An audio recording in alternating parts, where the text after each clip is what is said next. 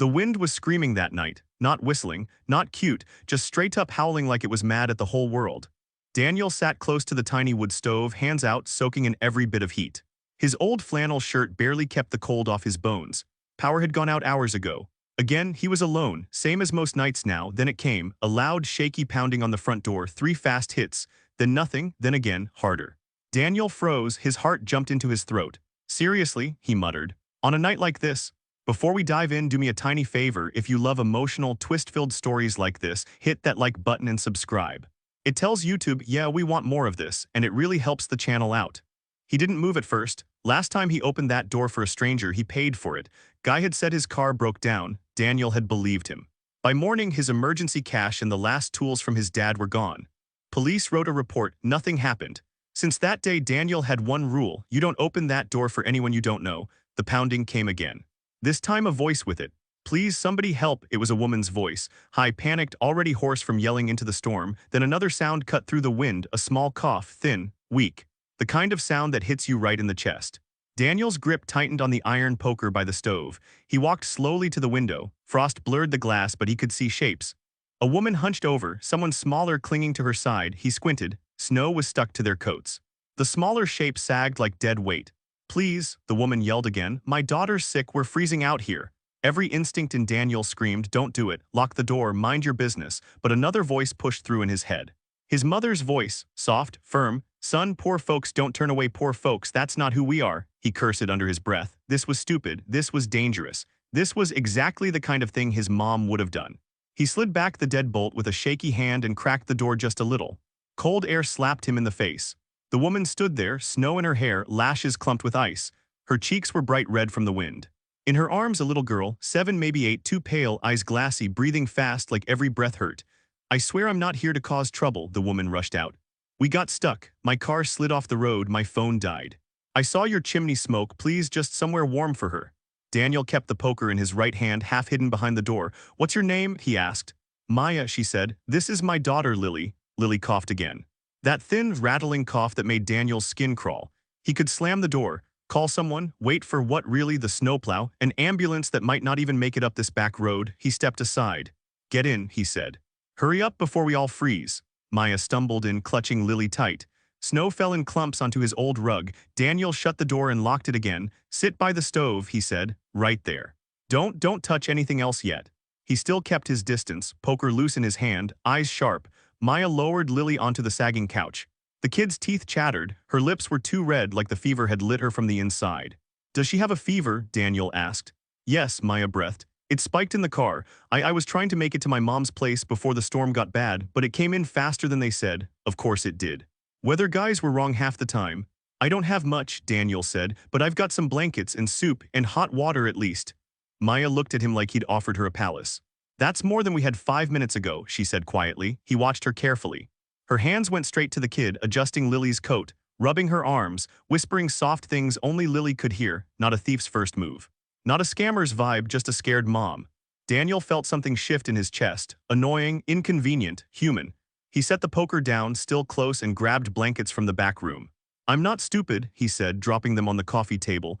Just so you know, I got my phone in my pocket. You try anything sketchy, I'm calling the cops. That's fair, Maya said. If I were you, I'd be suspicious too. She wrapped Lily in the blanket like she'd done it 1,000 times. Her movements were careful, no shaking, no drama, just love and focus. Okay, kiddo, Daniel said, softer now. We're gonna warm you up and get something in your stomach. Sound good? Lily looked at him, eyes heavy. Thank you, she whispered, 2 little words, but they hit like a punch. In that moment, Daniel knew one thing for sure. Whatever this night turned into, whatever he'd just brought into his house, there was no way he was sending them back into that storm. The power had been out for 4 hours. The only light came from the stove and a couple of half-burned candles Daniel had dug out of a drawer. Lily sat propped up on the couch, blanket wrapped tight around her shoulders, fingers wrapped around a chipped mug of instant soup. Her cheeks were still too pink, but her eyes looked more awake now. This is good, she said between sips. It's just packet soup, Daniel said. Nothing fancy, Lily shrugged. Tastes like a hug. That made him look away quick. Maya sat on the edge of the couch, watching Lily like a hawk. Every cough, every breath, every little twitch. You a doctor? Daniel asked. She shook her head. No, just a mom who reads way too much online. Yeah, he said. Google'll have you diagnosing 10 different diseases before breakfast. That got a small laugh out of her. Tension eased by half an inch. He pulled up the old dining chair near the stove, still kept a little distance. Not rude. Just cautious, so, he said, how'd you end up on this road of all places? This is pretty much the middle of nowhere. My mom lives up in Oak Ridge, Maya said. Thought we could beat the storm. This was not my best idea. You got that right, Daniel said. These back roads, when the weather comes in, they disappear. He looked at Lily again. What's wrong with her? Flu, cold? Doctor said viral infection, Maya answered. Not serious yet, but the fever's been bouncing. I didn't want her stuck alone in the city with a sitter if things got worse. So here we are. City, huh? He said. What do you do there? She hesitated, just a second. Then smiled like she'd snapped something into place. Bit of everything, she said. I run a company, lot of meetings, lot of people in suits talking in circles, boring grown-up stuff. Must be nice, Daniel said. Having something stable. Maya's eyes flicked to the cracked wall, the peeling paint, the patched roof, the worn-out couch. Looks like you've been doing a lot of fixing yourself, she said. Daniel shrugged. House was my dad's, he said. He passed 4 years ago. I'm just trying to keep the place standing. Got laid off from the mill last summer. Been doing odd jobs since. Whatever pays enough to keep the lights on. When they actually stay on. He tried to make it sound like a joke. It wasn't. Maya watched him, not with pity, more like respect. That's a lot to carry, she said softly. Yeah, well, he replied. Life doesn't exactly send a survey first. A gust of wind slammed into the side of the house. The windows rattled, snow hissed against the glass like sand. Lily flinched. Her little hand reached for her mom's. Hey, Daniel said, leaning forward a bit. You ever been in a storm like this before? Lily shook her head. Okay, he said. Wanna know a secret? When I was a kid, I used to be super scared of storms. My mom had a trick. He grabbed a spoon from the table and held it up. See this? Lily nodded, curious. This is a storm sword, he said. Every time the wind hits the house too hard, you poke the air and say, not today, storm. I'm busy, Lily smiled just a little. That's silly, she said. Exactly, Daniel said. Storms hate silly, makes them weaker. Maya watched, something soft in her eyes. You were good with kids before, she asked. Daniel swallowed. I was supposed to be a dad, he said quietly. Didn't get that far. He didn't explain, didn't say the word miscarriage. Didn't talk about the wife who couldn't take the grief and left town. He didn't have to. The silence did it for him. I'm sorry, Maya said, and she meant it. They fell into a strange rhythm after that. Maya checked Lily's temperature every so often. Daniel added wood to the stove. They made small talk about nothing and everything. Jobs, bills, how expensive gas was getting, how the town had gone downhill after the factory closed. Hours later, the storm outside was still raging. Snow stacked higher against the window. We're not going anywhere tonight, Daniel said. Road'll be buried, Maya nodded. I figured. You two can take the bed, he said. I'll crash in the chair, don't worry, I'll survive, I've slept in worse places. I can't kick you out of your own bed, she said. You're not, he replied. You're keeping your kid from turning into an ice cube. That's kinda more important than me having a soft pillow. She looked like she wanted to argue, then Lily coughed again, and that was that. Thank you, Maya said, for real. You didn't have to open that door. Yeah, Daniel said. Trust me, I know. He walked away to grab extra blankets, but inside he knew something had shifted. He'd opened the door for a stranger in a storm. He thought he was just buying them one warm night. He had no idea that night was about to flip his whole life upside down. By morning, the storm had calmed down. The world outside looked fake.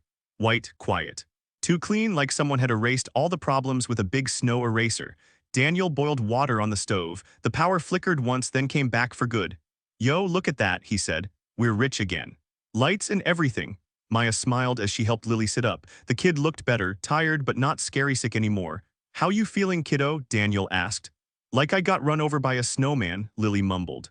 That's honestly kinda impressive, he said. Not everyone can say that. They all ate toast and eggs, basic but warm. Daniel watched Lily put away more food than he expected. Good sign. You two should be able to get out once the plow comes through, he said. They usually hit this road by afternoon. Gotta open up the route to Oak Ridge. Maya nodded. He could see the tired relief in her eyes. The weight of we made it through the night. After breakfast, she helped wash dishes like she lived there, moved around his tiny kitchen like it was normal. Daniel leaned in the doorway watching her. So this company you run, he said. What kind of company is it? Maya dried her hands on a towel. Healthcare tech, she said casually. We build systems that help hospitals track patients better, boring stuff. Sounds smart, Daniel said. I barely track my own socks, she laughed. But there was that little hesitation again, like she was skating around something. By mid-afternoon, they heard it. The low scrape of the snowplow on the main road. Then slowly the growl as it crawled up their lane. That's our ride out of here, Maya said. They packed fast. There wasn't much. A small backpack, a stuffed bunny, a phone charger that hadn't been useful last night. At the door, Lily threw her arms around Daniel's waist. Thank you, she said, for letting us in for the storm sword for the soup. You did the hard part, he told her. You kept fighting that fever. That's tough stuff, Maya stepped up next.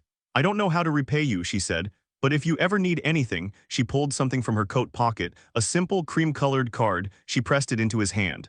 Maya Brooks, it read, a phone number, an email, a city address, no title, no logo, nothing fancy. Seriously, she said, if you ever get in a bad spot, call me, I mean it. Daniel looked at the card, plain. Like 100 others he'd seen. Doubt I'll ever bother you, he said. I don't really fit in with the city email address crowd. Doesn't matter where you fit, she replied. Doesn't matter how much money anybody has. People either show up for each other or they don't. You showed up. If the day comes when you need someone to show up for you, let me. He didn't know what to say to that, so he just slipped the card into his pocket. They left in a rental SUV that looked way too shiny for Daniel's muddy driveway. He watched the taillights disappear down the hill, then his house was quiet again. Same old creaks, same old cold spots, same old life. Or so he thought. 2 months later, everything went sideways. The factory where Daniel had finally landed a steady job shut down, corporate decision. Some guy in another state decided the numbers didn't work. Laid off meeting. Box for personal stuff, thank you for your service. He picked up a night shift at the gas station, then the owner got sick and sold the place. Goodbye hours, goodbye paycheck, the break he was waiting for never came. Instead, the bills just stacked up. Electric, back due, property tax, red stamp notice. Phone calls from numbers he didn't recognize. One Thursday, he sat at the kitchen table staring at a disconnect notice from the power company. 48 hours, pay up or go dark. He opened his banking app, saw the number, not enough, not even close. He exhaled slowly, chest tight like the room was shrinking. For a long time, he just sat there, staring at the wall. At the old stove, at the chair where Maya had sat. Then he remembered the card. He dug through the junk drawer, past old screws, dead batteries, a takeout menu from 5 years ago. There it was, cream plain. Maya Brooks, he stared at the number. This was dumb, this was embarrassing, this was his only shot. He almost tossed it, almost said, nah, I'll figure it out. Then he thought about sitting there in the dark, snow coming again next week, fridge empty, no work, no backup plan. His hand moved before his pride could stop it. He dialed, the phone rang twice. Brooks' office, a calm voice answered. How may I direct your call? Hey, Daniel stumbled. Can I talk to Maya, I mean Miss Brooks. It's Daniel from the snowstorm, out on Ridge Road. There was a pause, typing, a click, then another voice came on, warm, immediate, like she'd been waiting. Daniel, hearing his name like that almost broke him. Yeah, he said, trying to play it cool. Hey, sorry to bug you, I know you're probably crazy busy, what's wrong, she cut in. Are you okay, is the house okay? Are you hurt? All the things he'd planned to hide poured out instead. The layoffs, the gas station, the overdue notices, the cold nights, the power shutoff coming in 2 days. I'm not asking for a handout, he finished, voice shaking. I'm not trying to be that guy, I just thought maybe you'd know someone who's hiring. I can fix stuff. I'll work nights. I'll mop floors. I don't care, I can't lose this house. There was silence on the line, not the bad kind. The thinking kind. Daniel, she said finally, where are you right now? At home. Okay, she said, I'm getting in my car, don't call the power company, don't sell anything else. Don't do anything until I get there, 2 hours. Tops, you don't have to, yeah, she said. I kinda do, sit tight, and hey, this isn't charity, so don't start with that, we'll talk when I get there. The call ended. Daniel stared at the phone, what had he just done? He was about to find out. Exactly 1 hour and 42 minutes later, headlights swept across his front window. Daniel peered out, same kind of SUV as before, clean, dark, definitely not local. The driver's door opened. Maya stepped out wrapped in a long coat. Her hair was pulled back. No snow this time, but she moved with the same urgency. The back door opened. Lily jumped out, taller now, big smile on her face. Uncle Daniel, she yelled, sprinting up the path. He barely had time to open the door before she barreled into him. You remember me? He asked, stunned. Duh, she said. You're the storm sword guy. Behind her, Maya carried 2 big grocery bags, then went back for 2 more. What did you do, raid a supermarket? He said. Pretty much, she replied. Can we come in before my arms fall off? They unpacked the bags together, fresh food, meat, veggies, milk, eggs, stuff Daniel hadn't bought in way too long, plus basics. Rice, beans, canned soup, coffee, he wanted to argue. Wanted to say this is too much. But his stomach growled at the smell of rotisserie chicken. They ate at his little table. Real food, hot, seasoned, not out of a box. When Lily wandered off to color by the stove, Maya leaned forward. All right, she said, give me the full picture, no sugarcoating. So he told her everything, the jobs, the shutdown, the debt, the nights with 2 sweaters on, the way the world seemed to shrink around him. When he finished, Maya let out a slow breath. Okay, she said, I have 2 things to tell you, and I need you to let me finish before you freak out, all right? That sounds suspicious, he said. Yeah, she agreed. But we're here now. She sat straighter. Something in her shifted from guest at your table to woman who makes big decisions for a living. First, she said, I wasn't completely honest with you that night in the storm. Daniel's guard went up. Oh, here we go, he said. You about to tell me you're an alien or something? She winced. No, she said, just a billionaire, he blinked. A what now? A billionaire, she repeated. I'm the founder and CEO of Brooks Systems. We build hospital tech. We have offices in 5 cities. I'm not just some lady with a decent job, Daniel. He leaned back in his chair. So that boring company stuff was the kid version of the truth, she admitted. I didn't lie. I just didn't give you the full picture. That night I needed you to see me as a mom with a sick kid, not as some big walking bank account. I didn't want the money to be the first thing in the room. He rubbed his face. Let me get this straight, he said. I fed a billionaire packet soup. You also kept her kid from getting dangerously sick, she said, so I'd say we're more than even. He shook his head. You rich folks are wild, he muttered. All right, that's thing 1. What's thing 2? Thing 2, she said, is this: I want to offer you a job, a real one, not a pity gig, not here sweep my office because I feel bad. A role I actually need filled. Daniel laughed once. It came out a little broken. Lady, I barely made it through high school, he said. I don't think I'm cut out for whatever fancy gig you're about to describe. She didn't flinch. You ever notice something? She asked. You know this town. You know the people. You know what it feels like to be one paycheck from disaster. You know what it feels like when the system treats you like a number. I don't know those things, not from the inside, not like you do. He shrugged. Yeah, and I'm starting something called the Bridge Project, she said. New division. My board hates it already, which is usually how I know I'm onto something. He couldn't help but grin at that. It's a community program, she went on. Real help, not just fancy brochures. Job training that actually leads to work. Support for people right on the edge. Safety nets that don't make you feel like trash for needing them. And you want what from me? He asked slowly. I want you to run the pilot site out here, she said. From this town, for this town, you'll hire staff, talk to people. Build programs that actually make sense. I'll train you, I'll pay you. And I'm not talking minimum wage, I'm talking a real salary, benefits, health insurance, the works. He stared at her. How much? He asked. 65,000 to start, she said. Full benefits, remote with some travel to the city, training paid. He actually laughed this time. 65, he repeated. Lady, I've never made half that in my life. I know, she said. That's the problem, not with you, with the way this whole setup works. He stood up, pacing the little kitchen. This feels like a trap, he said. Like I'm being punked. Where's the camera? There's no camera, she said softly. There's just a man who opened his door when he didn't have to, and a woman who has more money than she needs and is tired of pretending that's okay while towns like this fall apart. He stopped pacing. What if I suck at it? He asked. What if I screw it all up? Then I fire you, she said simply. Like I would anyone else, no pity, no weird guilt. This is not charity, Daniel. This is a job. I'm not giving you money. I'm giving you responsibility. He thought about the disconnect notice, the empty fridge from that morning, the way his chest had felt like it was caving in. Then he thought about Lily, who had drawn quietly this whole time, humming to herself. Do I have to move to the city? He asked. Nope, she said. You stay right here. This town is your office. We'll bring the laptop and the training to you. He stood there a long time, wrestling with pride, fear, hope that hurt to even feel. Finally, he looked at her. All right, he said, on one condition. Hit me. You don't treat me like a charity case, he said. You treat me like an employee. You're my boss. If I mess up, you tell me. If I do good, you tell me. No weird, quiet pity looks. Deal? Deal, she said, and she held out her hand. He shook it. Her grip was firm, steady. In that small kitchen, with leftover chicken on the table and coloring pages on the floor, Daniel's life turned. He just didn't realize yet how big the turn really was. The training was brutal, not gonna lie. Maya sent a team down for 2 weeks straight. They set up laptops on his tiny table, showed him software he'd never heard of, taught him about budgets, grants, liability, words he'd only seen in fine print before. At night, his brain felt like overcooked noodles, but he kept going, because this time quitting didn't just mean losing a job. It meant letting down a whole town. They rented a beat-up storefront on Main Street, used to be a hardware store. Now it became the first Bridge Center. The sign was simple, no fancy logo, just Bridge Project, help that respects you. Daniel made one rule early on. No clipboards first, he told his staff. People are not paperwork. We listen first, we ask questions later. He hired 2 people from town. Tasha, who'd worked at the diner forever and knew everyone's business. And Leon, a retired truck driver who could fix just about anything. They didn't look like a non-profit team. They looked like people you'd actually talk to. Word spread. Folks came in shy at first, heads down, hands wringing hats.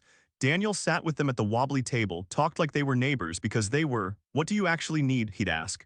Not what sounds good. Not what sounds responsible on paper. What would actually change things for you? Sometimes it was job training. Sometimes it was help with child care.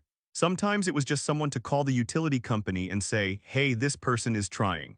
Cut them some slack. They weren't fixing the whole world, but little by little they were making dents. Of course, not everyone loved it. One local councilman started making noise. He went on the radio. I don't understand how some guy with no degree ends up running a program with that kind of money, he said. This smells like favoritism. Some billionaire lady playing savior with our town. The paper printed his comments. Put Daniel's photo under the headline. The online comments were worse. People who'd never met him called him lazy, called him a puppet, said it was all a scam. Daniel read too many of them. His stomach flipped. Maybe he's right, he said to Tasha one night. Maybe I'm in over my head. Maybe I shouldn't be the one doing this. Tasha shut the laptop with a smack. Boy, if you quit, I will personally drag you back in here, she said. You know how many folks got jobs because of this place.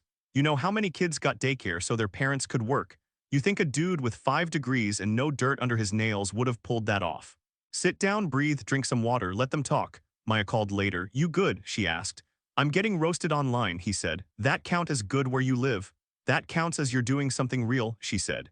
No one yells about programs that don't matter, he sighed. Just answer me one thing, he said.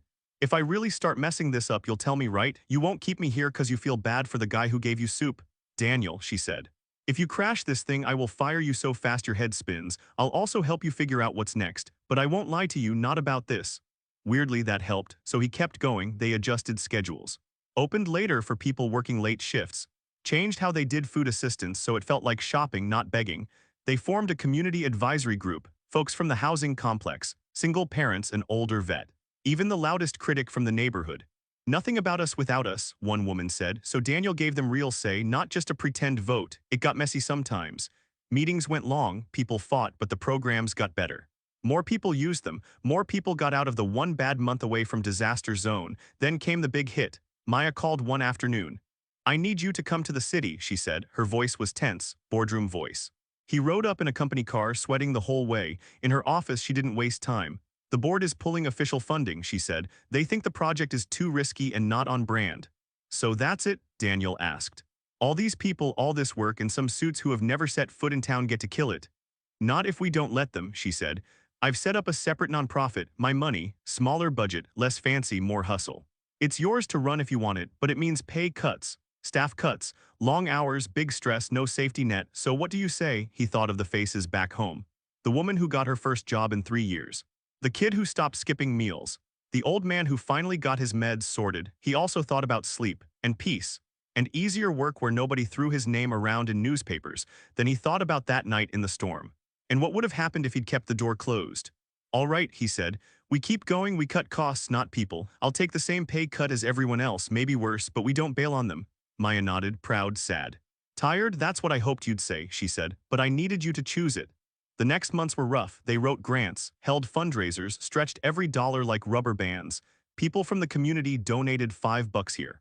10 there, not big checks, but honest ones. Slowly the program stabilized, not huge, not flashy, but still there. One day the state called. A new law was on the table. Money for local programs like his. They wanted someone to testify, someone who actually worked on the ground. Daniel almost said no. Public speaking was not his thing, but then he remembered what he used to be. Some guy freezing in an old house with a shut-off notice on the table. He showed up at the Capitol in a borrowed jacket, hands sweating. When it was his turn, he tossed the typed speech, spoke from the gut. Look, he told the lawmakers, I'm not a professor, I'm not a politician. I'm just a dude from a small town who knows what it feels like when one bad month wrecks your whole life. I also know what happens when somebody shows up and says, hey, you don't have to drown alone. That's what this kind of funding does. It doesn't fix everything, but it gives people a fighting chance. They asked hard questions. He answered as straight as he could. If he didn't know, he said so. Months later, the bill passed, not perfect, but real money, real help for programs like his. He called Maya. You did it, she said. We did it, he replied. 2 winters later, snow fell on Ridge Road again. Daniel's house looked different now. Roof fixed, windows sealed, stove upgraded. The walls held new things, photos of people who'd come through the bridge doors, smiling, working, living. Someone knocked. He opened the door to Maya and Lily. Lily was taller now, confident. She held a folder to her chest. I won first place in my art competition, she said, bursting inside. Wanna see? She opened the folder. It was a drawing, his house, snow falling, a door open, bright light spilling out. But this time there were more people in the picture, lines of figures walking toward the light, each one touching someone else, like a chain. That's you, Lily said, pointing to the man in the doorway. And that's us, and that's all the people who got help because you didn't slam the door that night. Daniel swallowed hard. Kid, he said. You're gonna make a grown man cry. They stayed for hot chocolate, talked about new program sites, about Lily wanting to be an art therapist someday. At one point, Maya looked around the house, at the photos, the flyers. The two drawings on the wall. You know, she said, I came here that night thinking you were saving us from the storm. I kinda was, he said. Yeah, she smiled. You were, but you also gave me something I'd lost, perspective. Reminded me why I started my company in the first place. Money's not the point if it doesn't open doors for anyone else. He shrugged. All I did was say yes, he said. Exactly, she replied. Most people say no. After they left, people started arriving for the advisory board meeting. Tasha, Leon, a young mom with a baby on her hip, an older guy with a walker, two teens helping with outreach. The little house buzzed with voices. Ideas, arguments, laughter. Daniel stood for a second in the doorway, watching. It hit him then. 2 years ago, he'd almost kept the door locked, almost let fear win. If he had, that night would have just been another storm. Instead, it became a hinge. A turning point for him, for Maya, for a whole lot of people whose names he now knew by heart. He stepped back inside and left the door open a little longer, just in case someone else out there needed a warm place to land, because that was the real lesson. Sometimes the most powerful thing you can do is unlock a door. Let somebody in, and trust that kindness doesn't end with you.